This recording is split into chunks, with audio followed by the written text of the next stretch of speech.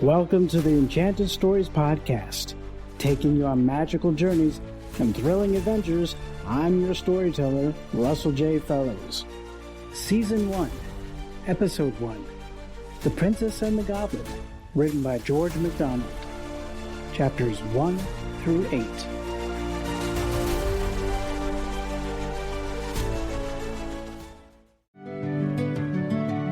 Chapter 1, Why the Princess Has a Story About Her.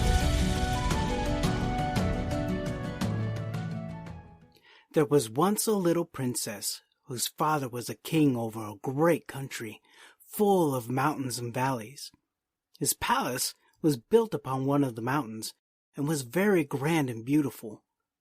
The princess, whose name was Irene, was born there, but she was sent soon after her birth, because her mother was not very strong, to be brought up by country people in a large house, half castle, half farmhouse, on the side of another mountain about halfway between its base and its peak.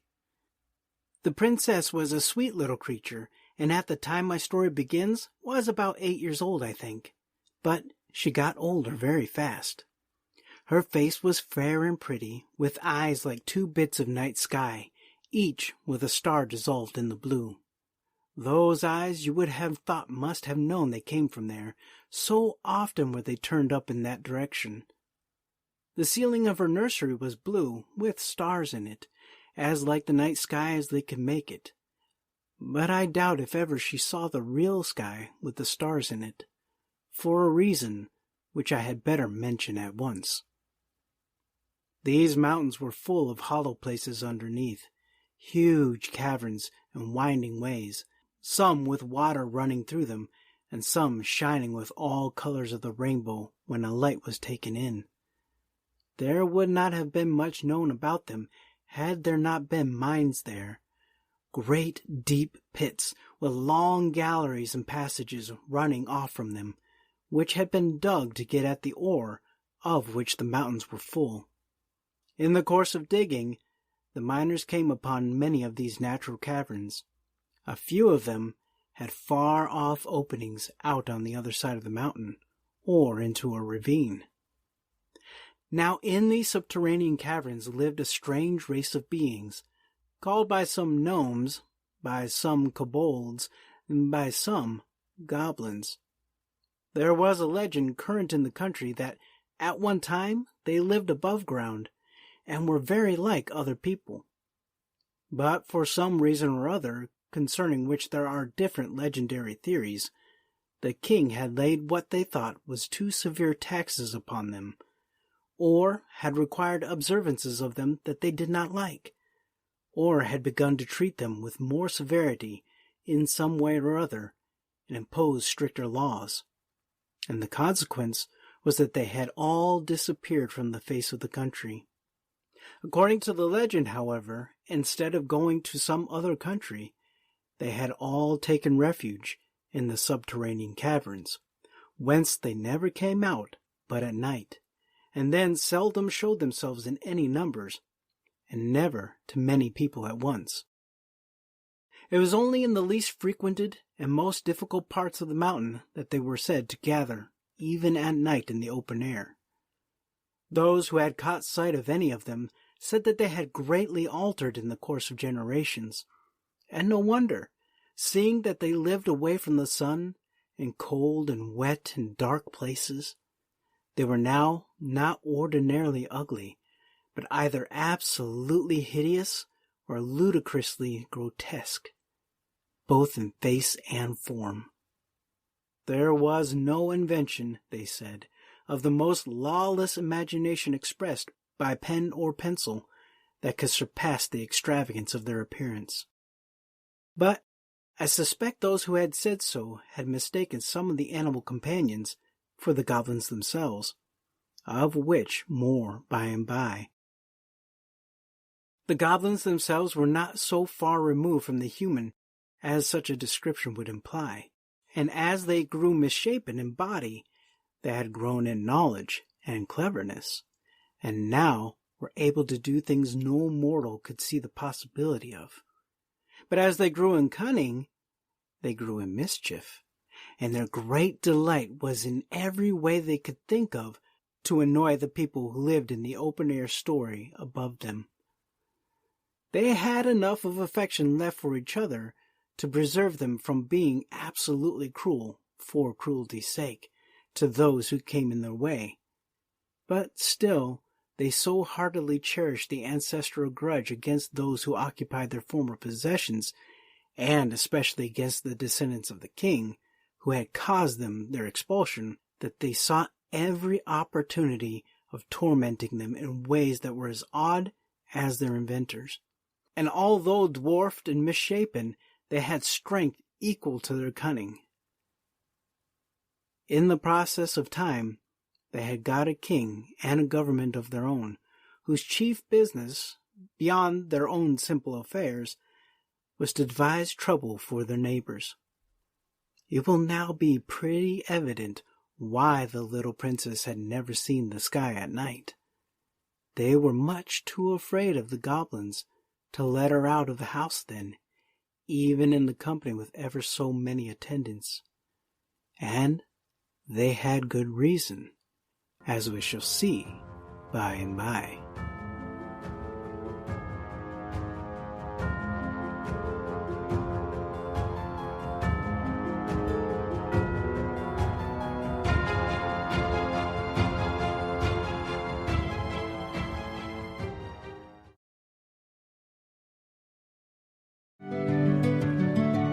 Chapter 2. The Princess Loses Herself.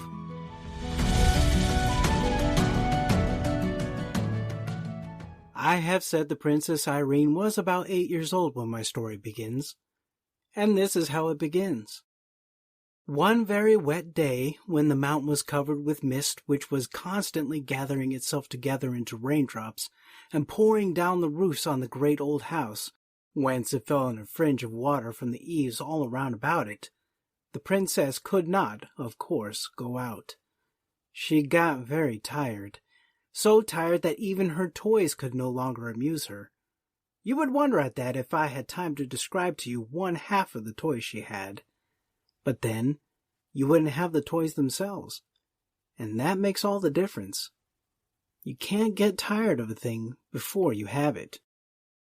It was a picture, though, worth seeing.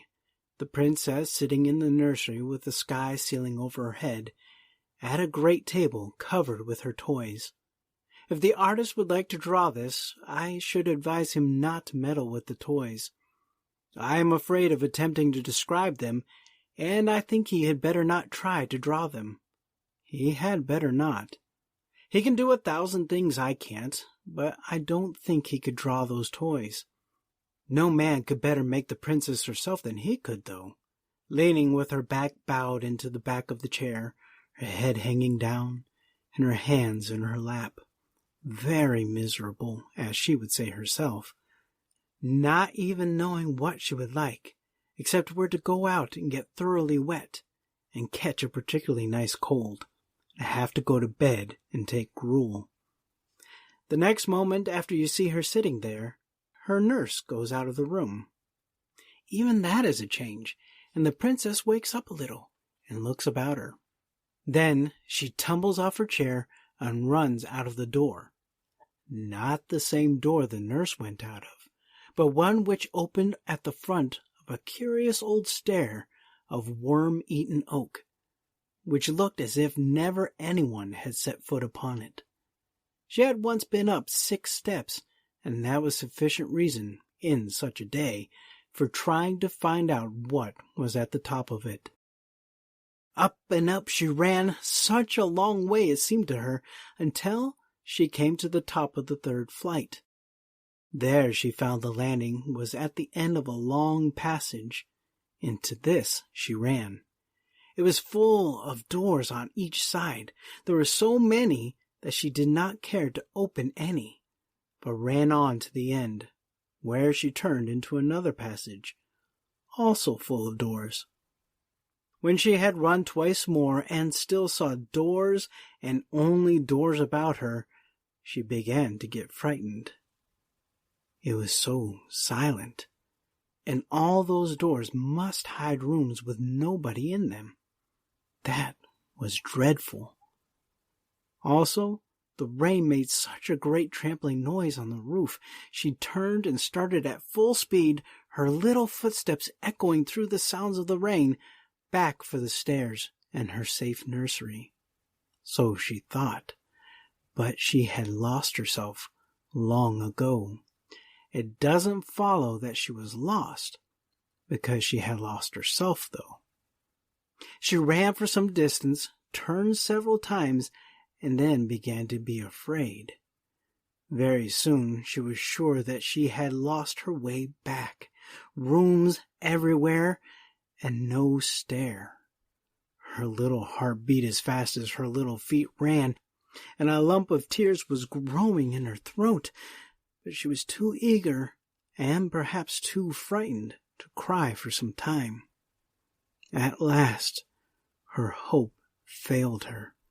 Nothing but passages and doors everywhere. She threw herself on the floor and burst into a wailing cry, broken by sobs.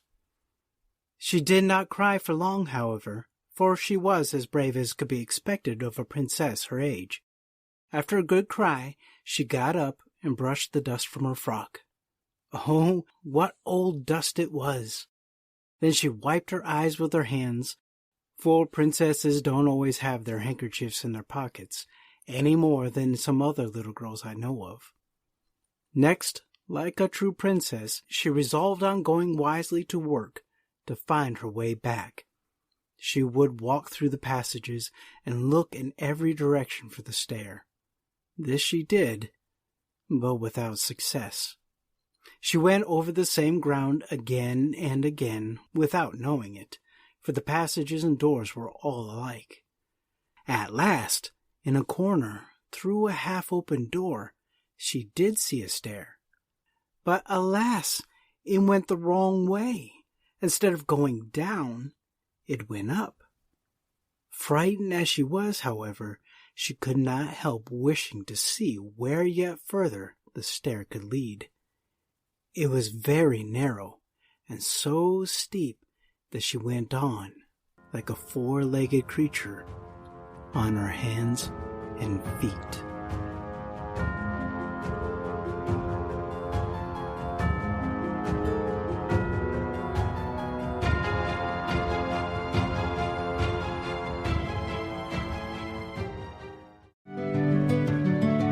Chapter 3, The Princess and We Shall See Who.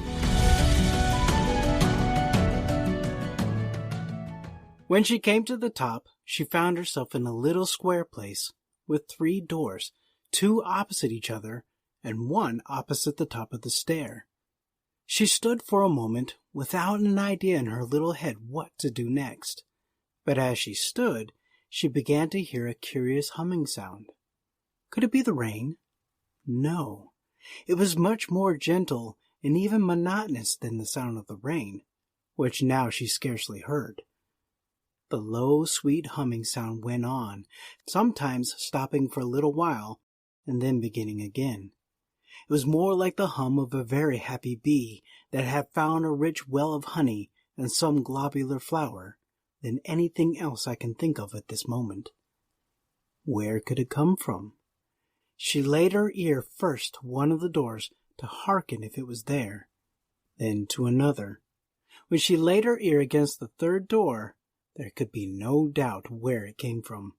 It must be from something in that room. What could it be?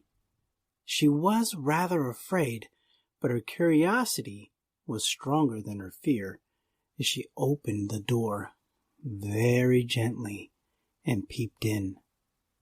What do you think she saw? A very old lady who sat spinning. Perhaps you will wonder how the princess could tell the old lady was an old lady, when I inform you that not only was she beautiful, but her skin was smooth and white. I will tell you more. Her hair was combed back from her forehead and face, and hung loose, far down, and all over her back. That is not much like an old lady, is it? Ah, but it was white, almost as snow, and although her face was so smooth, her eyes looked so wise that you could not have helped seeing she must be old. The princess, though she could not have told you why, did think she was very old indeed.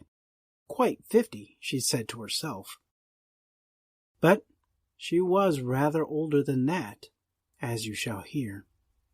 While the princess stared bewildered, with her head just inside the door, the old lady lifted hers and said in a sweet but old and rather shaky voice, which mingled very pleasantly with the continued hum of her wheel, "Come in, my dear, come in. I am glad to see you." That the princess was a real princess, you might see now quite plainly, for she didn't hang on the handle of the door and stare without moving, as I have known some to do who had been princesses, but were only rather vulgar little girls. She did as she was told, stepped inside the door at once, and shut it gently behind her. "Come to me, my dear," said the old lady.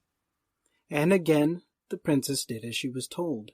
She approached the old lady, rather slowly, I confess, but did not stop until she stood by her side, and looked up in her face with her blue eyes and the two melted stars in them. "Why, what have you been doing with your eyes, child?" asked the old lady. "Crying," answered the princess. "Why, child?"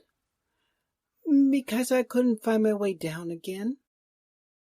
"But you could find your way up." "Not at first, not for a long time." "But your face is streaked like the back of a zebra. Hadn't you a handkerchief to wipe your eyes with?" "No." "Then why didn't you come to me to wipe them for you?" "Please, I didn't know you were here. I will next time." "There's a good child," said the old lady. Then she stopped her wheel and rose, and going out of the room, returned with a little silver basin and a soft white towel, with which she washed and wiped the bright little face, and the princess thought her hands were so smooth and nice. When she carried away the basin and the towel, the little princess wondered to see how straight and tall she was, for although she was so old, she didn't stoop a bit. She was dressed in black velvet with thick white heavy-looking lace about her, and on the black dress her hair shone like silver. There was hardly any more furniture in the room than there might have been in that of the poorest woman who made her bread by her spinning. There was no carpet on the floor, no table anywhere, nothing but the spinning wheel and the chair beside it. When she came back, she sat down, and without a word began her spinning once more, while Irene, who had never seen a spinning wheel, stood by her side and looked on. When the old lady had got her thread fairly going again, she said to the princess, but without looking at her, "Do you know my name, child?" "No, I don't know it," answered the princess. "My name is Irene." "That's my name," cried the princess. "I know that. I let you have mine. I haven't got your name. You've got mine." "How can that be?" asked the princess, bewildered. "I've always had my name." "Your papa the king asked me if I had any objection to you having it, and of course I hadn't. I let you have it with pleasure." "It was very kind of you to give me your name, and such a pretty one," said the princess. "Oh, not so very kind," said the old lady. "A name is one of those things one can give away and keep all the same. I have a good many such things. Wouldn't you like to know who I am, child?" "Yes, that I should very much." "I'm your great-great-grandmother," said the lady. "What's that?" asked the princess. "I'm your father's mother's father's mother." "Oh, dear, I can't understand that," said the princess. I dare say not. I didn't expect you would, but that's no reason why I shouldn't say it. Oh, no, answered the princess. I will explain it to you when you are older, the lady went on, but you will be able to understand this much now. I came here to take care of you. Is it long since you came? Was it yesterday? Or was it today? Because it was so wet that I couldn't get out. I've been here ever since you came yourself. What a long time, said the princess. I don't remember it at all. No, I suppose not. But I never saw you before. No, but you shall see me again. Do you live in this room always? I don't sleep in it. I sleep on the opposite side of the landing. I sit here most of the day. I shouldn't like it. My nursery is so much prettier. You must be a queen, too, if you are my great-big-grandmother. Yes, I am a queen. Where is your crown, then? In my bedroom. I should like to see it. You shall some day, not today. I wonder why Nursey never told me. Nursey doesn't know. She never saw me. But somebody knows that you are in the house. No, nobody. How do you get your dinner, then? I keep poultry, of a sort. Where do you keep them? I will show you. And who makes the chicken broth for you? I never kill any of my chickens. Then I can't understand. What did you have for breakfast this morning? Asked the lady. Oh, I had bread and milk and an egg. I dare say you eat their eggs. Yes, that's it. I eat their eggs. Is that what makes your hair so white? No, my dear. It's old age. I am very old. I thought so. Are you 50? Yes, more than that. Are you 100? Yes, more than that. I am too old for you to guess. Come and see my chickens. Again she stopped her spinning. She rose, took the princess by the hand, led her out of the room, and opened the door opposite the stair.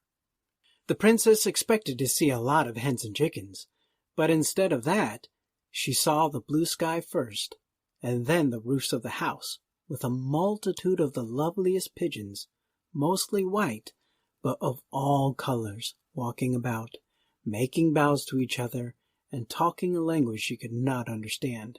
She clapped her hands with delight, and up rose such a flapping of wings that she in her turn was startled.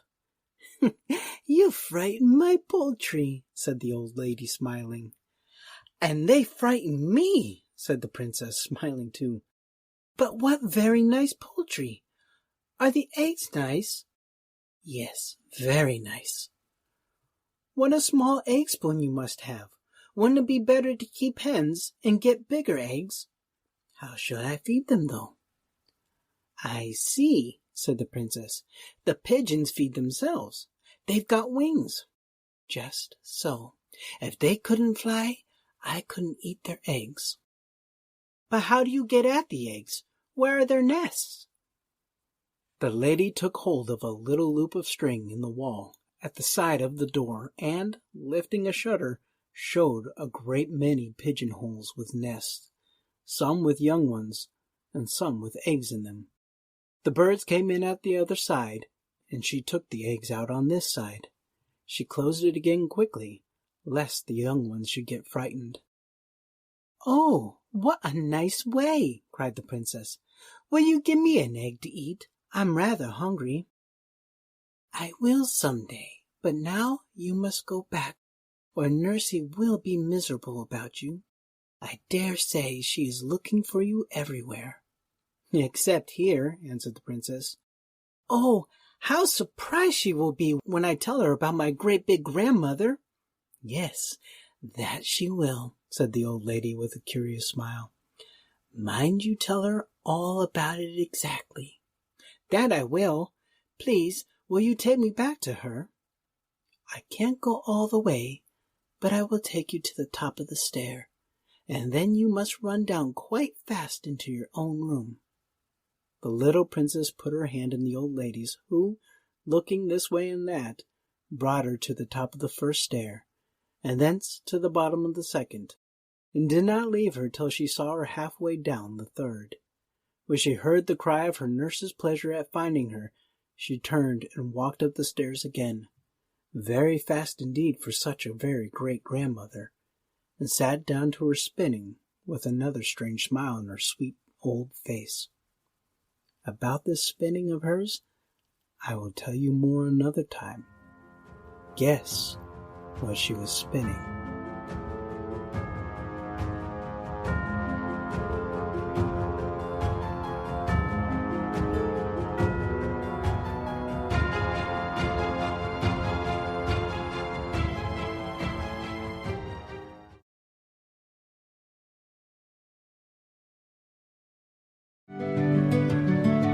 Chapter 4.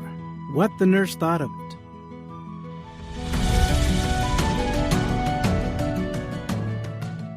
"Where can you have been, Princess?"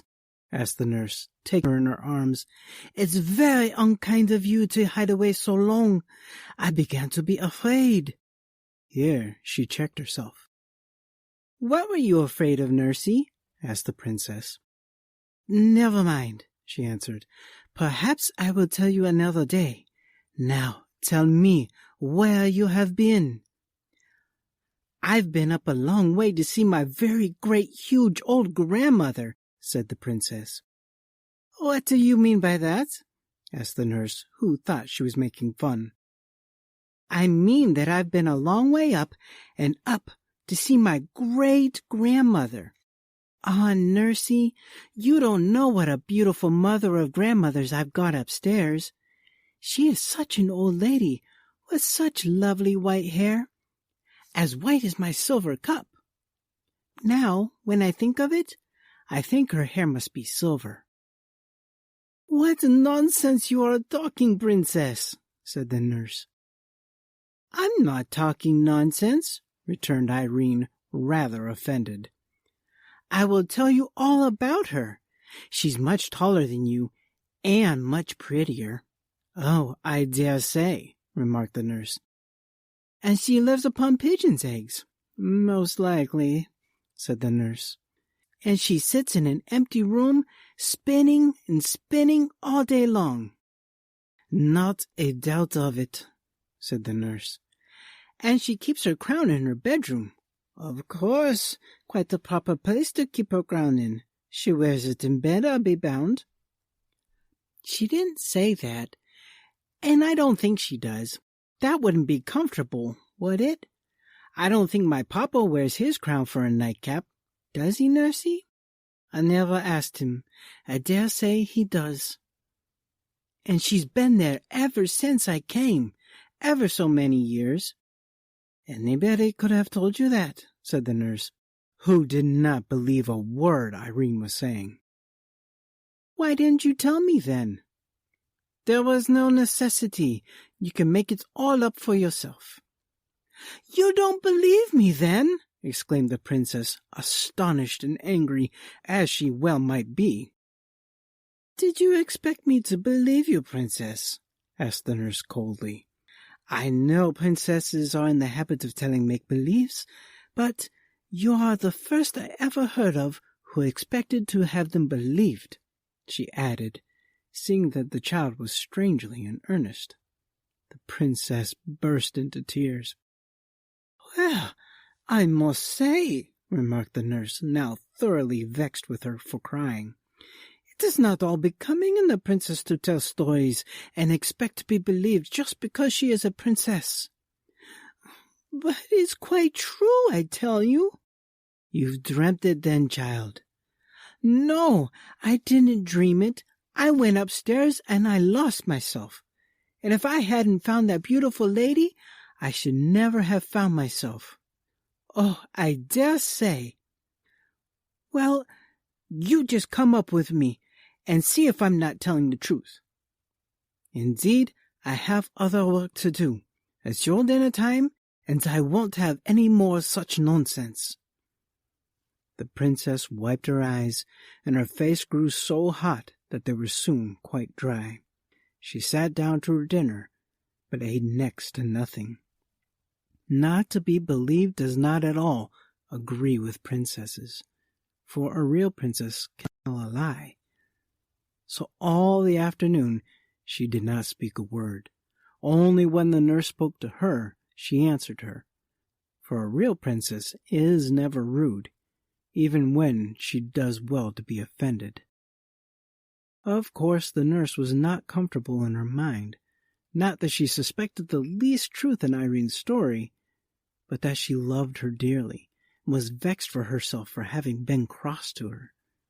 She thought her crossness was the cause of the princess's unhappiness, and had no idea that she was really and deeply hurt at not being believed.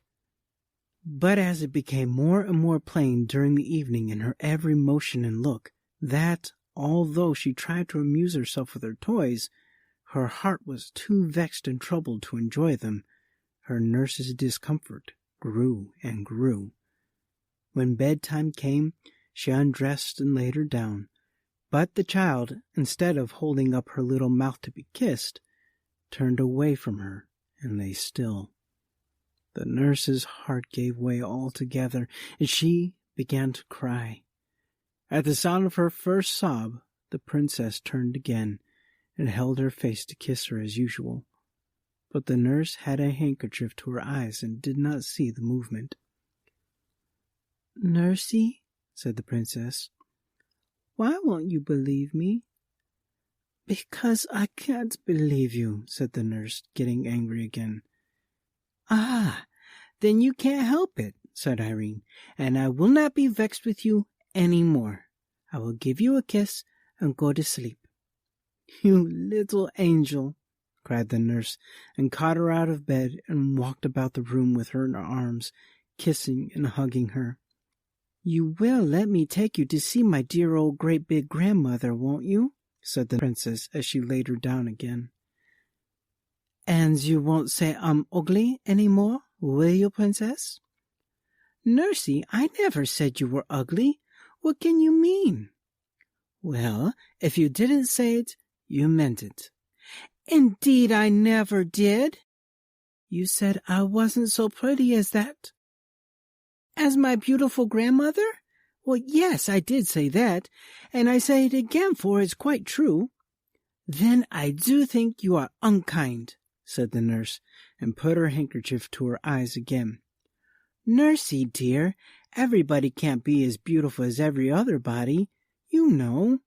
You are very nice looking, but if you had been as beautiful as my grandmother—" "Bother your grandmother," said the nurse.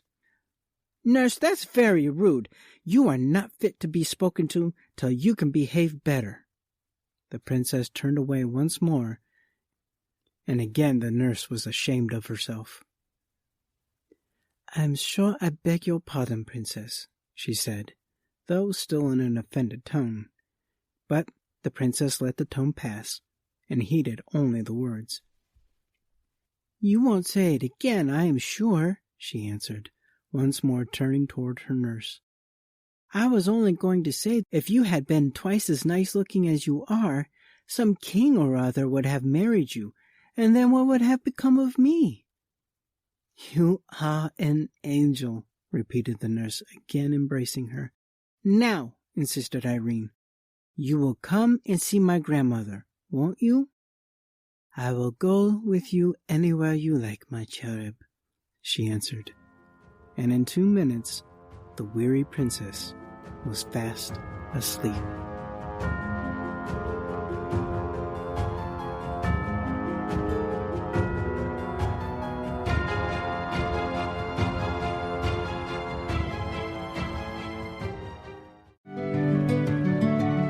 Chapter 5. The Princess Lets Well Alone.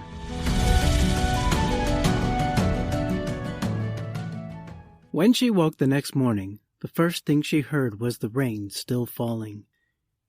Indeed, this day was so like the last that it would have been difficult to tell where was the use of it. The first thing she thought of, however, was not the rain, but the lady in the tower, and the first question that occupied her thoughts was whether she should not ask the nurse to fulfill her promise this very morning, and go with her to find her grandmother as soon as she had had her breakfast. But she came to the conclusion that perhaps the lady would not be pleased if she took anyone to see her without first asking leave, especially as it was pretty evident, seeing she lived on pigeons' eggs and cooked them herself, that she did not want the household to know she was there. So the princess resolved to take the first opportunity of running up alone and asking whether she might bring her nurse. She believed the fact that she could not otherwise convince her she was telling the truth would have much weight with her grandmother. The princess and her nurse were the best of friends all dressing time, and the princess in consequence ate an enormous little breakfast. "I wonder, Ludi," that was her pet name for her nurse, "what pigeons' eggs taste like," she said, as she was eating her egg. Not quite a common one, for they always picked out the pinky ones for her. "We'll get you a pigeon's egg, and you shall judge for yourself," said the nurse. "Oh, no," returned Irene, suddenly reflecting that might disturb the old lady in getting it, and that even if they did not, she would have one less in consequence. "What a strange creature you are," said the nurse, "first to want a thing and then to refuse it." But she did not say it crossly, and the princess never minded any remarks that were not unfriendly. "Well, you see, Ludi, there are reasons," she returned, and said no more, for she did not want to bring up the subject of their former strife, lest her nurse should offer to go before she had her grandmother's permission to bring her. Of course, she could refuse to take her, but then she would believe her less than ever. Now the nurse, as she said herself afterwards, could not be every moment in the room, and as never before yesterday had the princess given her the smallest reason for anxiety, it had not yet come into her head to watch her more closely. So she soon gave her a chance, and the very first that offered, Irene was off and up the stairs again. This day's adventure, however, did not turn out like yesterday's, although it began like it, and indeed today is very seldom like yesterday, if people would note the differences, even when it rains. The princess ran through passage after passage and could not find the stair of the tower. My own suspicion is that she had not gone up high enough and was searching on the second instead of on the third floor. When she turned to go back, she failed equally in her search after the stair. She was lost once more. Something made it even worse to bear this time, and it was no wonder that she cried again. Suddenly, it occurred to her that it was after having cried before that she had found her grandmother's stair.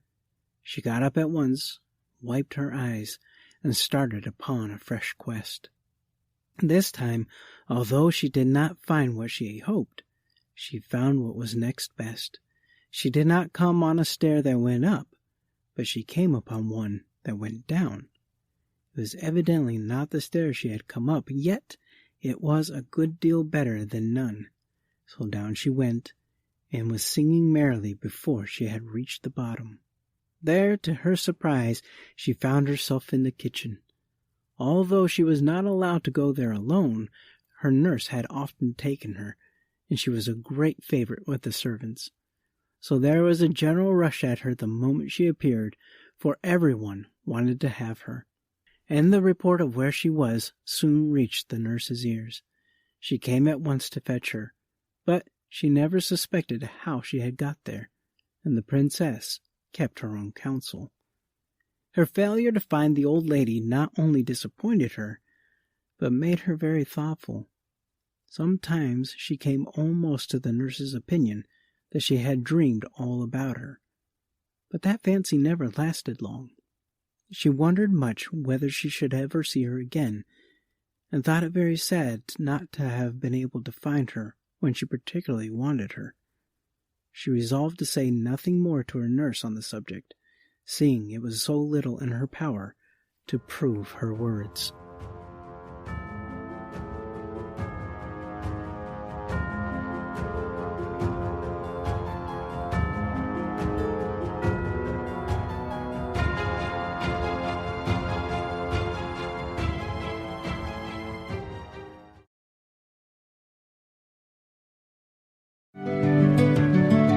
Chapter 6.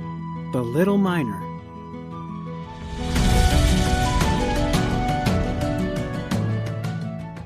The next day the great cloud still hung over the mountain, and the rain poured like water from a full sponge.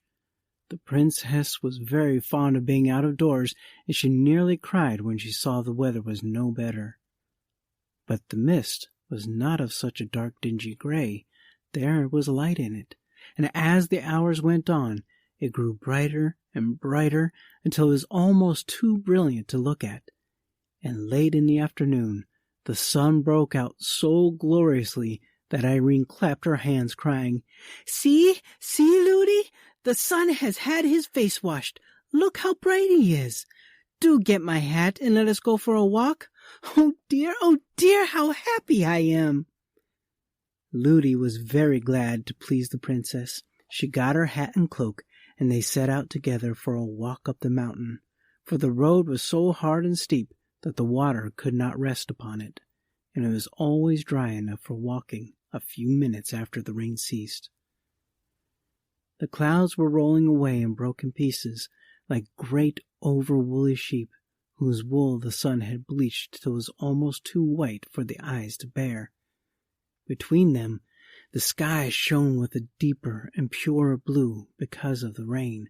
The trees on the roadside were hung all over with drops, which sparkled in the sun like jewels. The only things that were no brighter for the rain were the brooks that ran down the mountain. They had changed from the clearness of crystal to a muddy brown. But what they lost in color, they gained in sound, or at least in noise, for a brook, when it is swollen, is not so musical as before. But Irene was in raptures with the great brown streams tumbling down everywhere, and Ludi shared in her delight, for she too had been confined to the house for 3 days.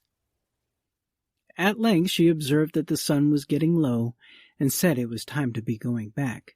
She made the remark again and again, but every time the princess begged her to go on just a little farther and a little farther, reminding her that it was much easier to go downhill, and saying that when they did turn, they would be at home in a moment. So on and on they did go, now to look at a group of ferns over whose tops a stream was pouring in a watery arch, now to pick a shining stone from a rock by the wayside, now to watch the flight of some bird. Suddenly, the shadow of a great mountain peak came up from behind and shot in front of them. When the nurse saw it, she started and shook, and catching hold of the princess's hand, turned and began to run down the hill. "What's all the haste, nursie?" asked Irene, running alongside her. "We must not be out a moment longer." "But we can't help being out a good many moments longer." It was true. The nurse almost cried. They were much too far from home. It was against express orders to be out with the princess 1 moment after the sun was down, and they were nearly a mile up the mountain. If His Majesty, Irene's papa, were to hear of it, Ludi would certainly be dismissed, and to leave the princess would break her heart. It was no wonder she ran, but Irene was not in the least frightened, not knowing anything to be frightened at. She kept on chattering as well as she could, but it was not easy. Ludi, why do you run so fast? It shakes my teeth when I talk." "Then don't talk," said Ludi. But the princess went on talking. She was always saying, Look, Ludi." But Ludi paid no more heed to anything she said, only ran on.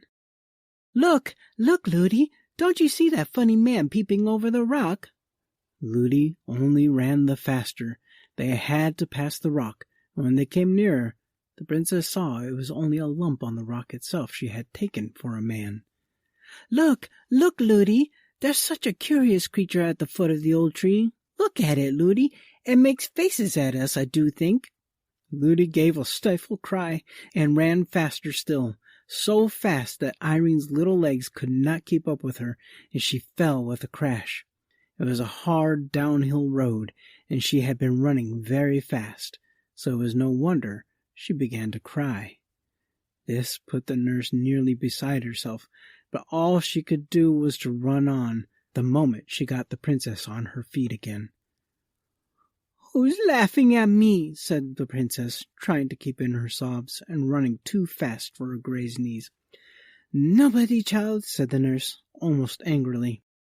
But that instant there came a burst of coarse tittering from somewhere near, and a hoarse, indistinct voice that seemed to say, "Lois, Lois, Lois!"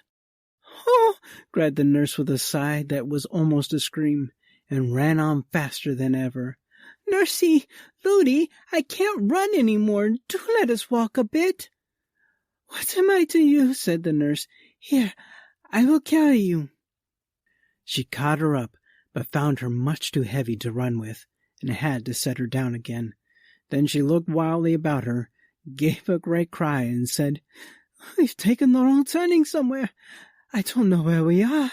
We are lost, lost." The terror she was in had quite bewildered her. It was true enough that they had lost the way. They had been running downhill into a little valley in which there was no house to be seen. Now, Irene did not know what good reason there was for her nurse's terror, for the servants had all strict orders never to mention the goblins to her, but it was very discomposing to see her nurse in such a fright. Before, however, she had the time to grow thoroughly alarmed like her, she heard the sound of whistling, and that revived her. Presently, she saw a boy coming up the road from the valley to meet them. He was the whistler, but before they met, his whistling changed to singing, and this is something like what he sang. "Ring down bang, go the hammers clang, hit and turn and bore, whiz and puff and roar. Thus we give the rocks, force the goblins' locks.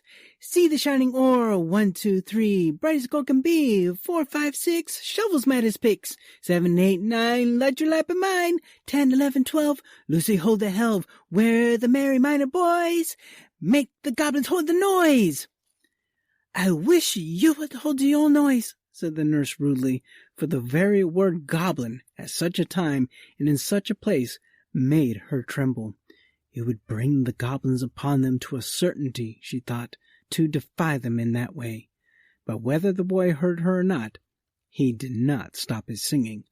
13, 14, 15, this is worth the sifting. 16, 17, 18, there's the match and lightning. 19, 20, goblins aplenty. "Do be quiet," cried the nurse in a whispered shriek.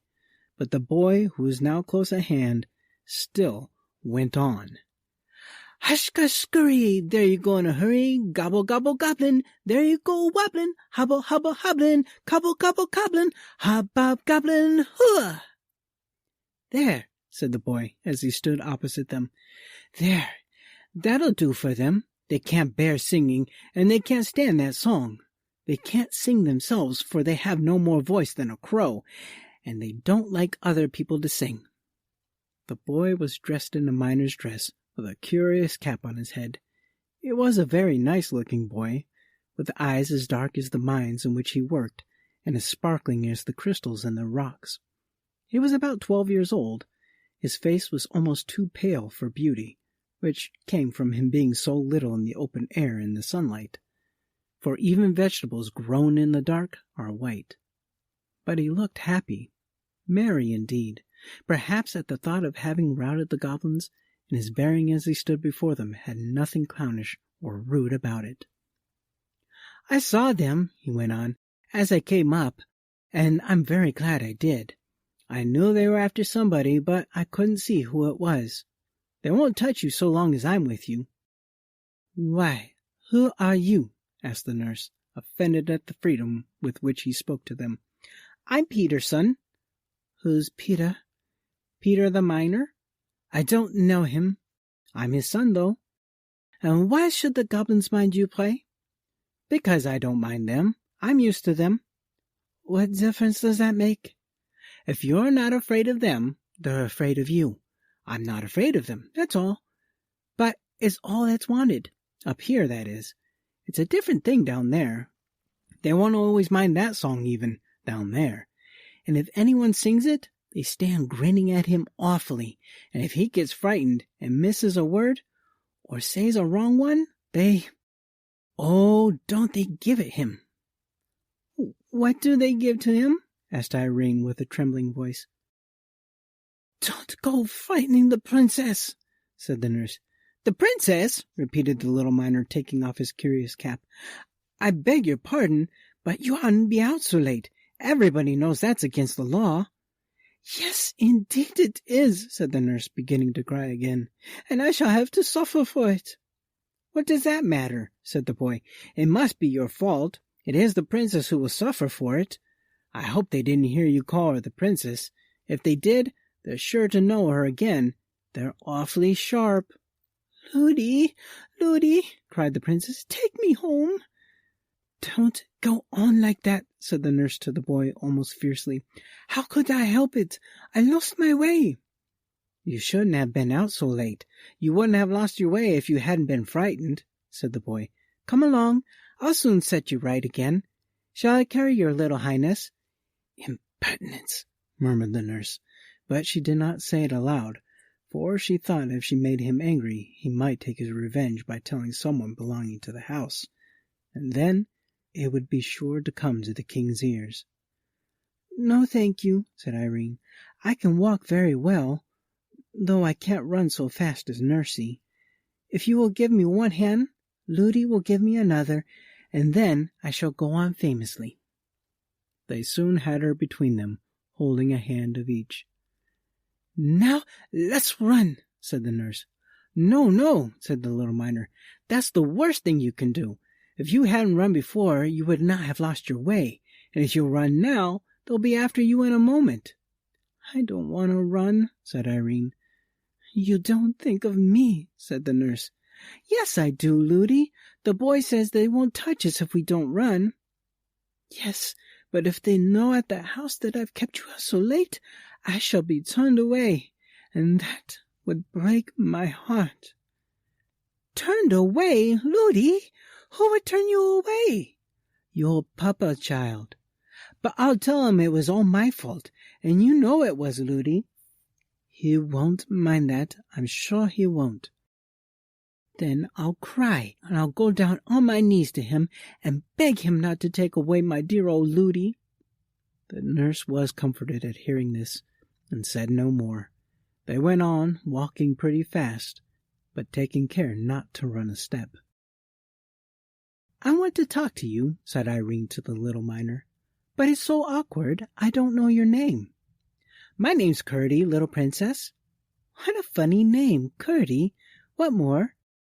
Curdy Peterson. What's your name, please? Irene. What more? I don't know what more. What more is my name, Ludi? Princesses haven't got more than one name. They don't want it. Oh, then, Curdy, you must call me just Irene and no more. No, indeed, said the nurse indignantly. He shall do no such thing. What shall he call me then, Ludi? Your Royal Highness? My Royal Highness? What's that? No, no, Ludi, I won't be called names. I don't like them. You told me once yourself it's only rude children that call names, and I'm sure Curdy wouldn't be rude. Curdy, my name's Irene. Well, Irene, said Curdy, with a glance at the nurse which showed he enjoyed teasing her, it is very kind of you to let me call you anything. I like your name very much. He expected the nurse to interfere again, but he soon saw that she was too frightened to speak.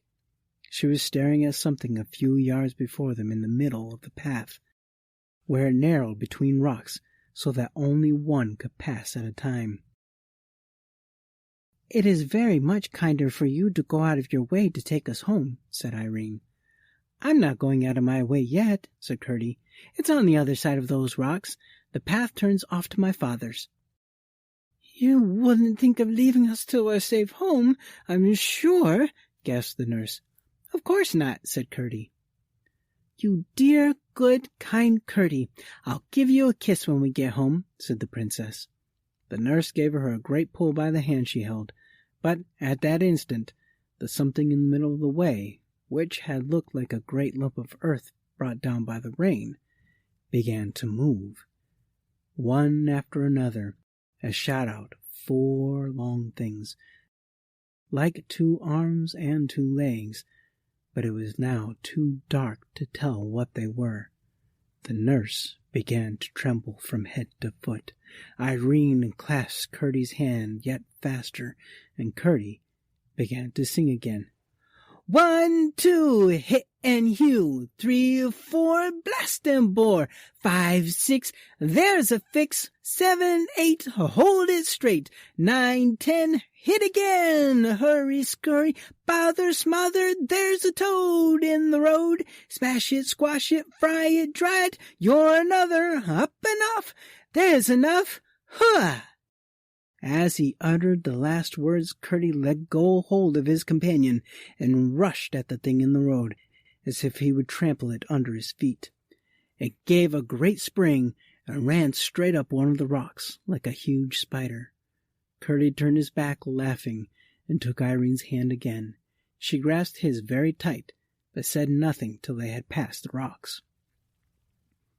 A few yards more, and she found herself on a part of the road she knew, and was able to speak again.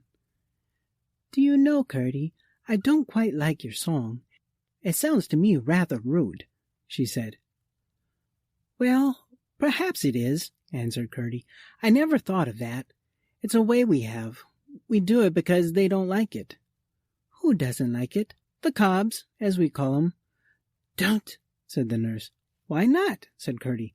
I beg you won't. Please don't. Oh, if you ask me that way, of course I won't. Though I don't bit know why. Look, there are the lights of your great house down below. You'll be at home in 5 minutes now. Nothing more happened. They reached the home in safety. Nobody had missed them or even known they had gone out, and they arrived at the door belonging to their part of the house without anyone seeing them. The nurse was rushing in with a hurried and not over-gracious good night to Curdie, but the princess pulled her hand from hers, and was just throwing her arms round Curdie's neck when she caught her again and dragged her away. Ludi, a princess mustn't give kisses. It's not at all proper, said Ludi. But I promised, said the princess. There's no occasion. He's only a minor boy. He's a very good boy. He's a good boy and a brave boy, and he has been very kind to us, Ludi. Ludi, I promised. Then you shouldn't have promised. Ludi, I promised him a kiss. Your Royal Highness, said Ludi, suddenly grown very respectful, must come in directly. Nurse, a princess must not break her word, said Irene, drawing herself up and standing stock still. Ludi did not know which the king might count the worst, to let the princess be out after sunset, or to let her kiss a minor boy. She did not know that, being a gentleman, as many kings have been, he would have counted neither of them the worse. However much he would have disliked his daughter to kiss the minor boy, he would not have her break her word for all the goblins in creation. But, as I say, the nurse was not lady enough to understand this, and so she was in a great difficulty. For if she insisted, someone might hear the princess cry and run to see, and then all would come out. But here Curdie again came to the rescue. Never mind, Princess Irene, he said. You mustn't kiss me tonight, but you shan't break your word. I will come another time. You may be sure I will. Oh, thank you, Curdie, said the princess, and stopped crying. Good night, Irene. Good night, Ludi, said Curdie, and turned and was out of sight in a moment. I should like to see him, muttered the nurse, as she carried the princess to the nursery. "You will see him," said Irene. "You may be sure Curdie will keep his word. He's sure to come again." "I should like to see him," repeated the nurse, and said no more. She did not want to open a new cause of strife with the princess by saying more plainly what she meant. Glad enough that she had succeeded both in getting home unseen and in keeping the princess from kissing the miner's boy, she resolved to watch her far better in the future. Her carelessness had already doubled the danger she was in. Formerly, the goblins were her only fear. Now, she had to protect her charge from Curdie as well.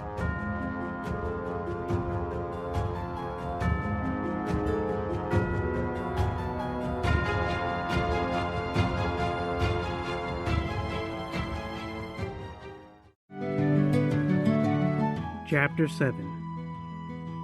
The Mines.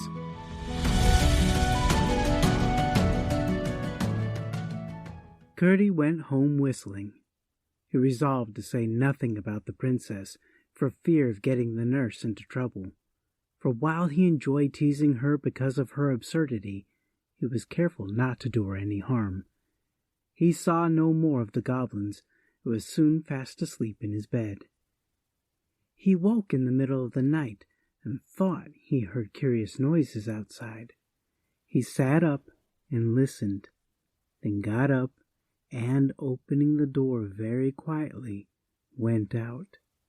When he peeped round the corner, he saw under his own window a group of stumpy creatures whom he at once recognized by their shape. Hardly, however, had he begun his 1, 2, 3, when they broke asunder, scurried away, and were out of sight. He returned laughing, got into bed again, and was fast asleep in a moment. Reflecting a little over the matter in the morning, he came to the conclusion that, as nothing of this kind had ever happened before, they must be annoyed with him for interfering to protect the princess. By the time he was dressed, however, he was thinking of something quite different, for he did not value the enmity of the goblins in the least. As soon as they had had breakfast, he set off with his father for the mine. They entered the hill by a natural opening under a huge rock, where a little stream rushed out. They followed its course for a few yards, when the passage took a turn and sloped steeply into the heart of the hill, with many angles and windings and branchings off, and sometimes with steps where it came upon a natural gulf. It led them deep into the hill before they arrived at the place where they were at present digging out the precious ore. This was of various kinds, for the mountain was very rich in the better sorts of metals. With flint and steel and tinderbox, they lighted their lamps, then fixed them on their heads, and were soon hard at work with their pickaxes and shovels and hammers. Father and son were at work near each other, but not in the same gang. The passages out of which the ore was dug they called gangs, for when the lode, or vein of ore, was small, one miner would have to dig away alone in a passage no bigger than gave him just room to work, sometimes in uncomfortable cramped positions.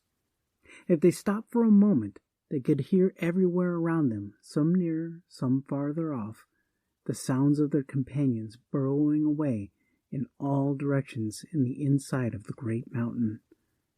Some boring holes in the rock in order to blow it up with gunpowder, others shoveling the broken ore into baskets to be carried away to the mouth of the mine, others hitting away with their pickaxes.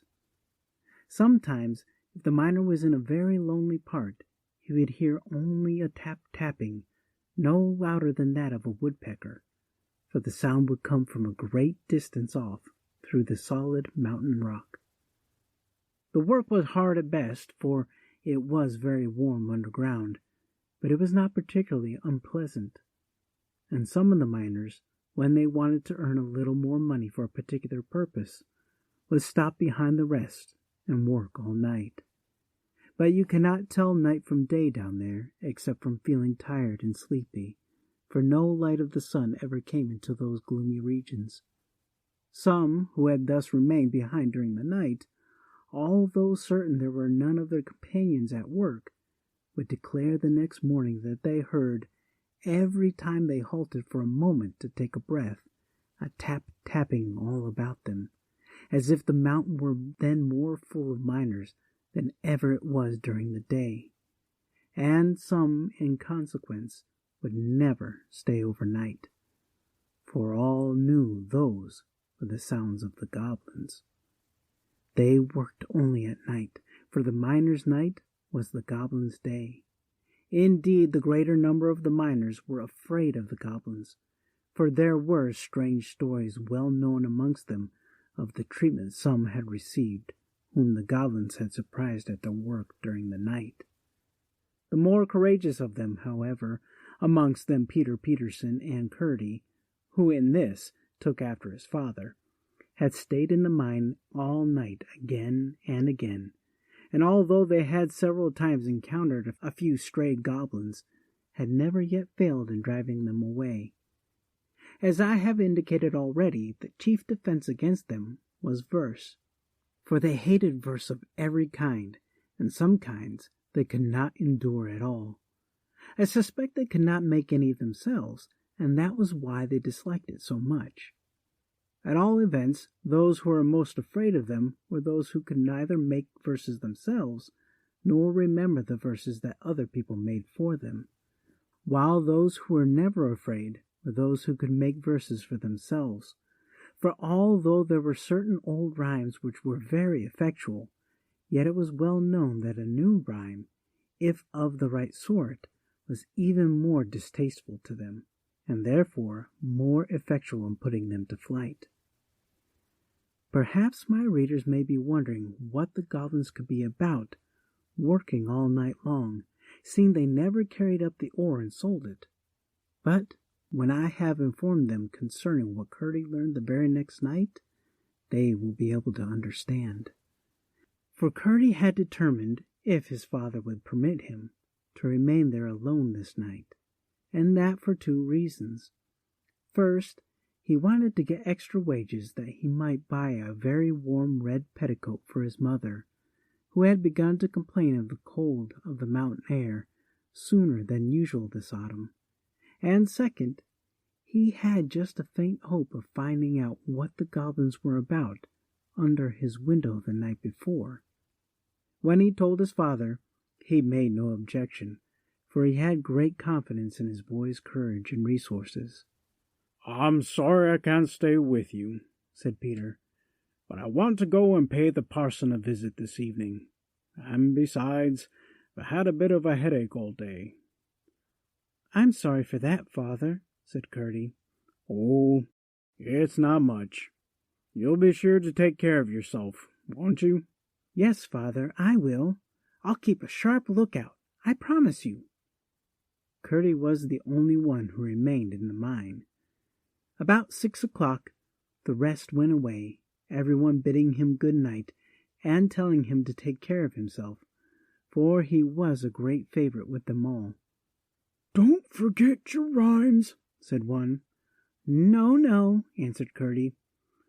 "It's no matter if he does," said another, "for he'll only have to make a new one." "Yes, but he mightn't be able to make it fast enough," said another. "And while it was cooking in his head, they might take a mean advantage and set upon him." "I'll do my best," said Curdy. "I'm not afraid." "We all know that," they returned, and left him.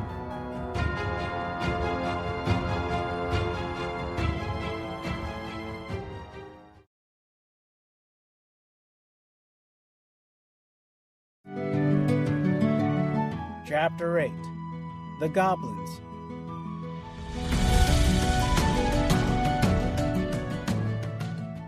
For some time Curdy worked away briskly, throwing all the ore he had disengaged on one side behind him, to be ready for carrying out in the morning.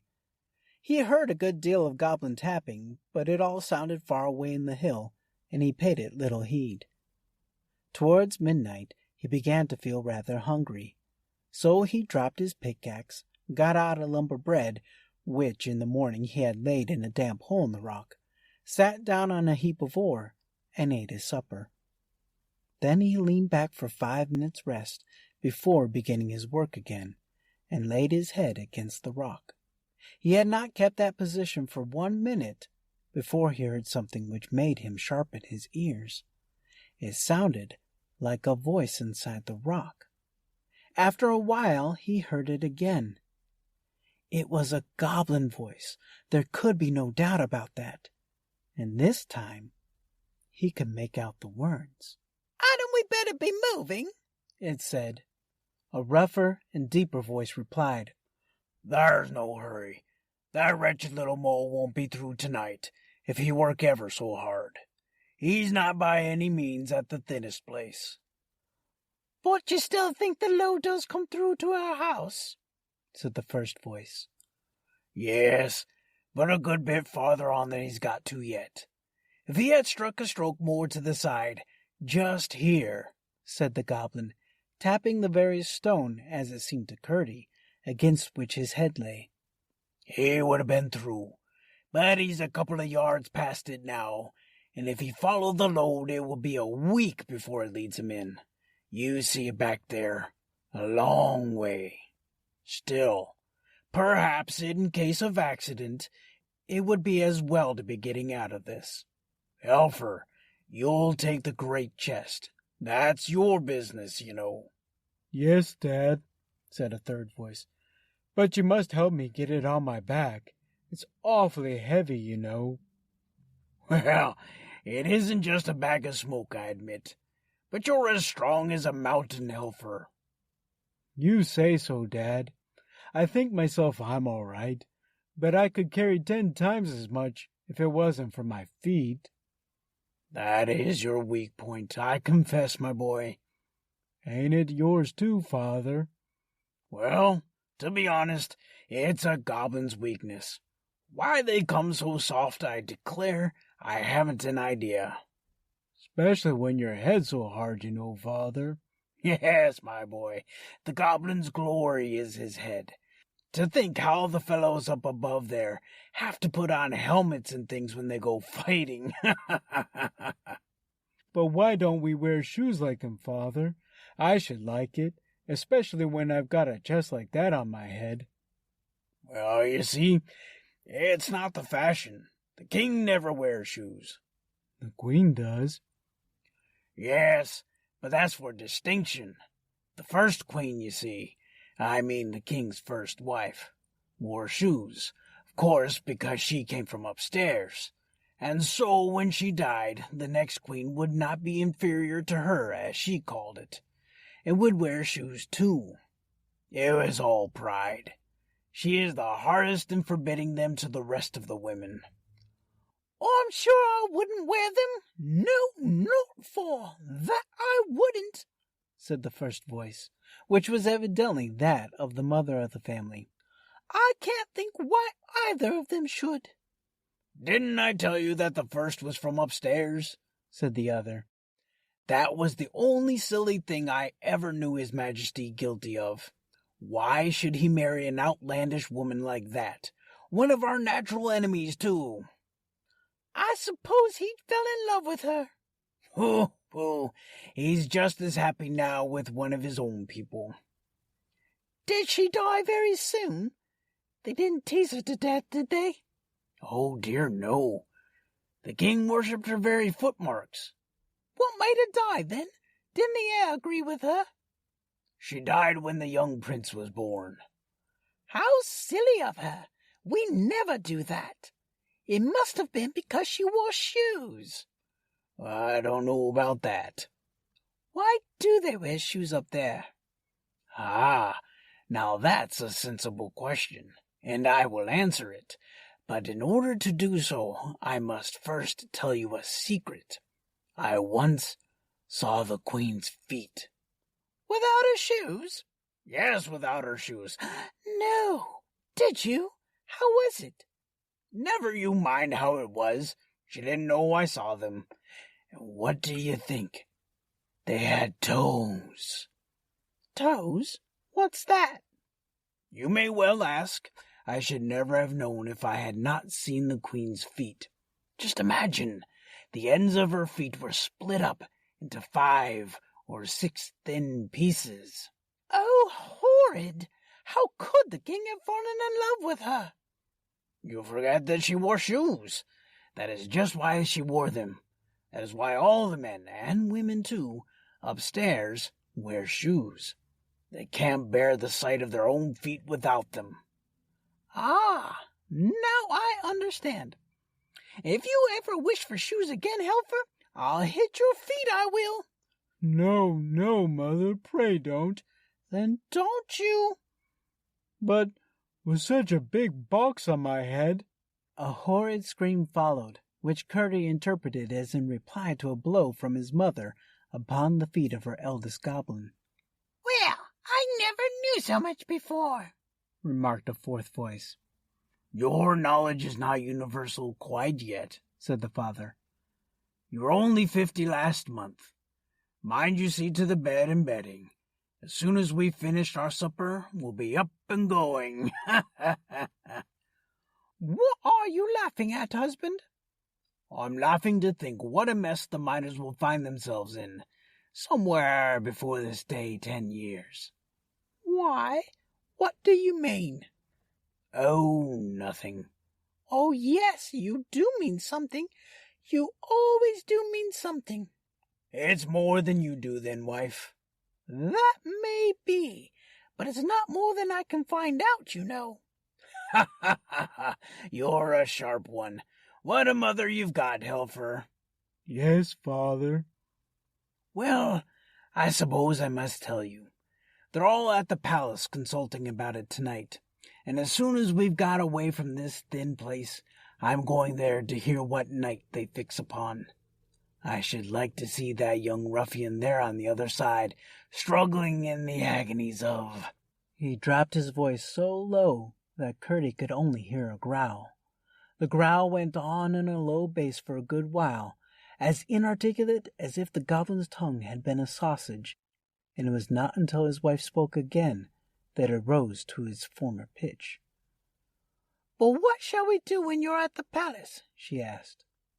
"I will see you safe in the new house I've been digging for you the last 2 months. Podge, you mind the table and chairs. I commit them to your care. The table has 7 legs, each chair 3. I shall require them at your hands." After this arose a confused conversation about the various household goods and their transport, and Curdie heard nothing more that was of any importance. He now knew at least one of the reasons for the constant sound of the goblin hammers and pickaxes at night. They were making new homes for themselves to which they might retreat when the miners should threaten to break into their dwellings. But he had learned 2 things of far greater importance. The first was that some grievous calamity was preparing and almost ready to fall upon the heads of the miners. The second was the one weak point of a goblin's body. He had not known that their feet was so tender as he had now reason to suspect. He had heard it said that they had no toes, yet had never had any opportunity of inspecting them closely enough, in the dusk in which they always appeared, to satisfy himself whether it was a correct report. Indeed, he had not been able even to satisfy himself as to whether they had no fingers, although that also was commonly said to be the fact.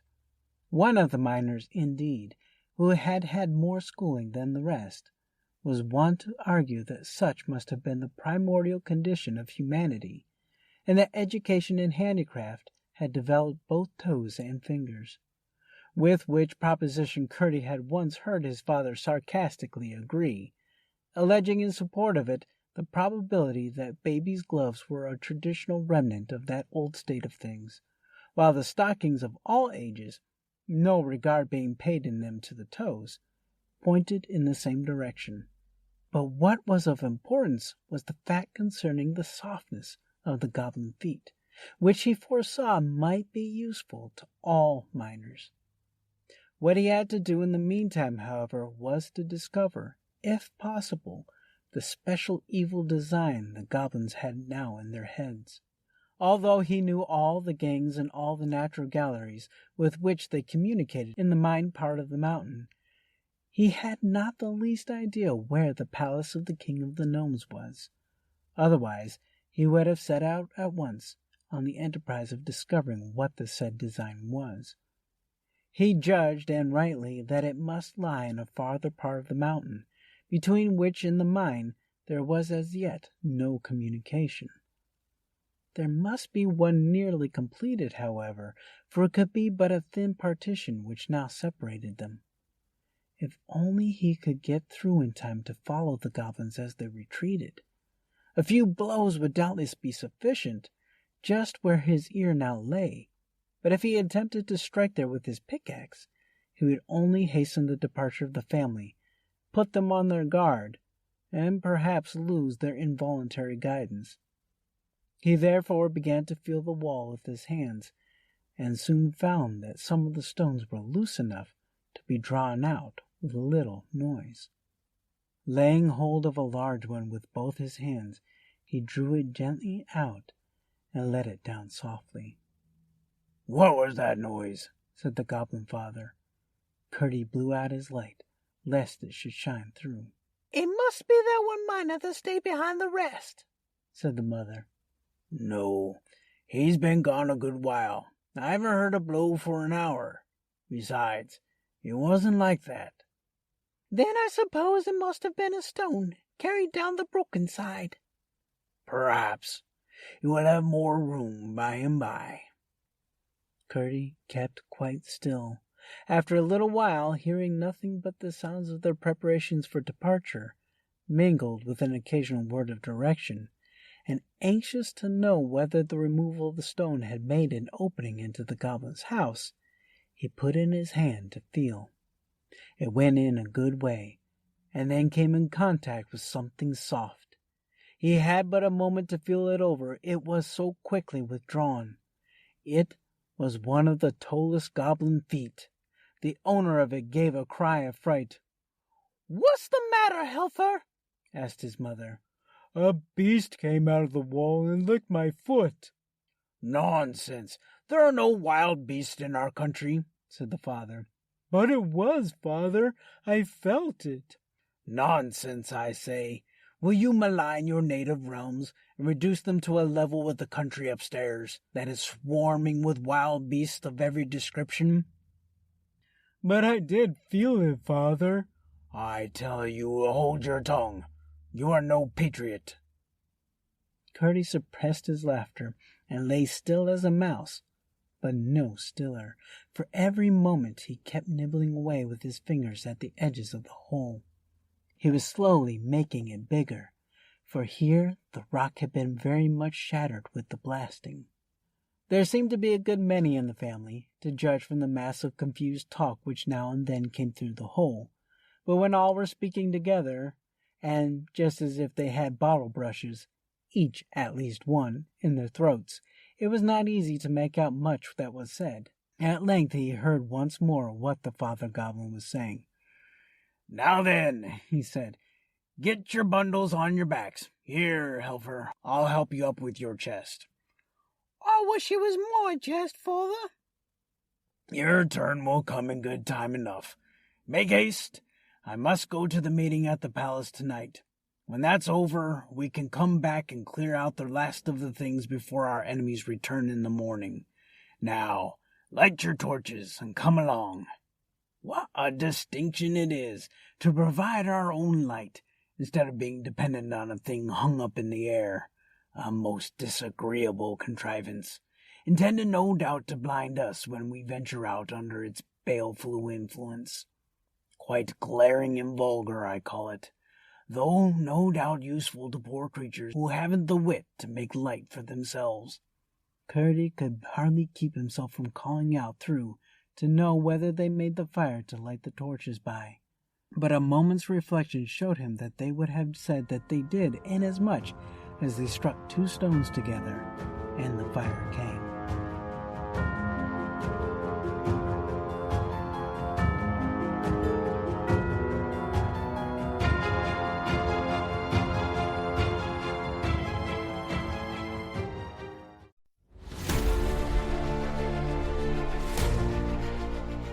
We hope you enjoy listening to this episode of the Enchanted Stories Podcast.